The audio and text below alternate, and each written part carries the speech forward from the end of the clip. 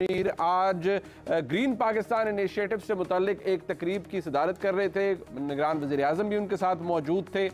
उस पूरी तकरीब में जो सबसे इंस्ट्रक्टिव बात थी वो आर्मी चीफ का खिताब था, जो कि बात सामने आई, जिसमें उन्होंने जो ऑपरेटिव पार्ट है उसको अगर मैं गौर से देखूं तो वो बहुत से मैसेजेस दे रहा है, और वो ये कि हर किस्म के माफिया की सरकोबी की जाएगी।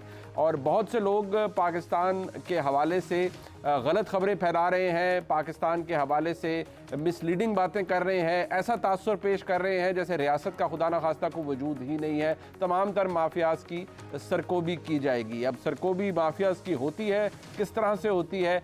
जो कोर कमांडर्स कॉन्फ्रेंस हुई उसका एलामिया भी बड़ा इंस्ट्रक्टिव था। ख़ास तौर पर उन अनासर की बात की गई जिनके हवाले से कहा गया कि जो पाकिस्तान को गैर मुस्तहकम करने की कोशिश कर रहे हैं, ऐसे तमाम अनासर को और उनके सहूलत कारों को मुकम्मल तरीके से उनके साथ डील किया जाएगा और उनकी सरकोबी भी की जाएगी। क्या साने है 9 मई पुराना हो चुका है या नहीं, इस हवाले से एक बहस पाकिस्तान के अंदर ज़रूर जारी है, क्योंकि पाकिस्तान तहरीक इंसाफ जिसके गले में बदकिस्मती से 9 मई का तौक लटका हुआ है, वो ये कहती है, और शायद इस बात के अंदर वज़न भी है, कि पूरी पाकिस्तान तहरीक इंसाफ को इसका खमियाजा नहीं भुगतना चाहिए। वो लोग जो इसके अंदर मुलविस थे, बिल वास्ता या बिला वास्ता, उनको कानून के मुताबिक सज़ा ज़रूर मिलनी चाहिए, लेकिन पाकिस्तान तहरीक इंसाफ के वोटर को किसी भी सूरत में डिसएनफ्रेंचाइज नहीं होना चाहिए।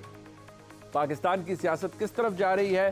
पाकिस्तान तहरीक इंसाफ को अदालत से रिलीफ मिल रहा है। इमरान खान साहब से मुशावरत की इजाज़त दी जा चुकी है। अदालत ने बरहमी का इजहार किया है कि क्यों निगरान हुकूमत इसकी मुखालफत कर रही है अदालत के अंदर, जबकि ये उनका आइनी और कानूनी हक है कि वो अपने बानी चेयरमैन से मिलें, टिकटों के ऊपर मुशावरत करें और बहुत से मामलात में मुशावरत करें। तो क्या पाकिस्तान तहरीक इंसाफ जिस रियासती जबर की वो बात कर रहे हैं उसके बावजूद एक्सेल कर रही है, एडवांस कर रही है और इस तमाम तर माहौल के अंदर भी अपना इम्पैक्ट क्रिएट कर रही है? यही आज सबसे बड़ा सवाल है।